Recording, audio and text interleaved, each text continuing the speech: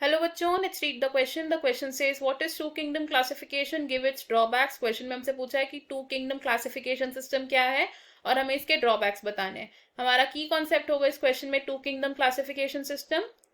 Key concept in this question is two kingdom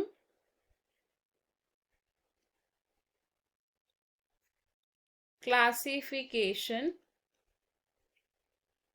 system. तो two kingdom classification system propose किया था Linnaeus ने in the year 1758. अब इस क्लासिफिकेशन सिस्टम ने लीनियस ने क्या किया था, ऑर्गेनिजम्स को डिवाइड कर दिया था इनटू टू किंगडम्स. ये दो किंगडम्स कौन से थे? These were kingdom animalia and plant kingdom को नाम दिया गया था वेजिटेबलिया. अब लेटर ऑन क्या हुआ कि लीनियस ने डिवाइड किया किंगडम्स को into different classes and later on क्या किया,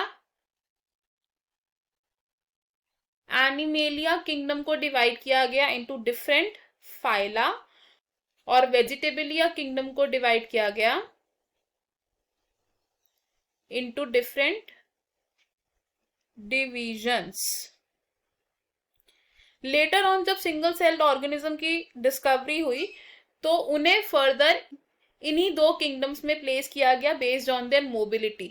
on discovery of single celled organisms क्या हुआ, दे वर क्लासिफाइड बेस्ड ऑन मोबिलिटी. जो ऑर्गेनिजम्स मोबाइल थे यानी कि जो ऑर्गेनिजम्स मूव कर सकते थे उन्हें प्लेस किया गया in phylum protozoa of kingdom animalia, phylum protozoa. और जो ऑर्गेनिजम्स मोबाइल नहीं थे, नॉट मोबाइल, उन ऑर्गेनिजम्स को प्लेस किया गया in the division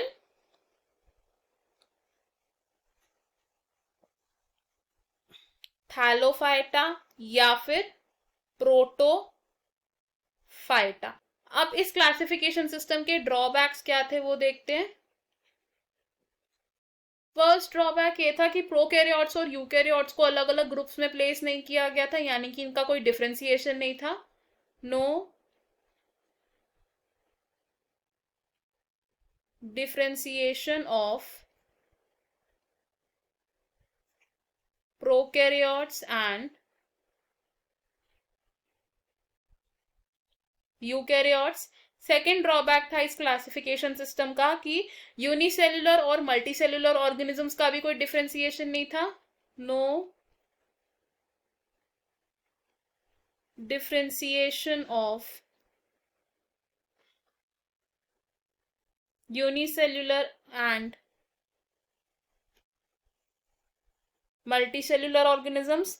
next drawback ये होगा कि कुछ ऐसे ऑर्गेनिजम्स थे जो ना तो एनिमेलिया किंगडम में आ रहे थे ना तो वेजिटेबलिया किंगडम में प्लेस हो रहे थे, और ऐसे ऑर्गेनिजम्स की इस क्लासिफिकेशन सिस्टम में कोई जगह नहीं थी. और इस तरीके के ऑर्गेनिजम्स थे यूग्लीना. तो यूग्लीना ऐसा ऑर्गेनिज्म था that did not belong to any kingdom, और इस ऑर्गेनिज्म की कोई और जगह भी नहीं थी इस क्लासिफिकेशन सिस्टम में. और नेक्स्ट ड्रॉबैक हो सकता है कि इस क्लासिफिकेशन सिस्टम में फोटोसिंथेटिक एंड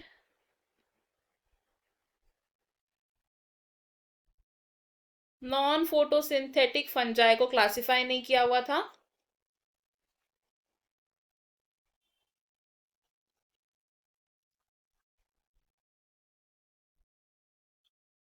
तो हमें हमारे क्वेश्चन का आंसर मिल गया. हमने देखा टू किंगडम क्लासिफिकेशन सिस्टम क्या है और उसके ड्रॉबैक्स क्या है. I hope you have understood it well. All the best. Thank you.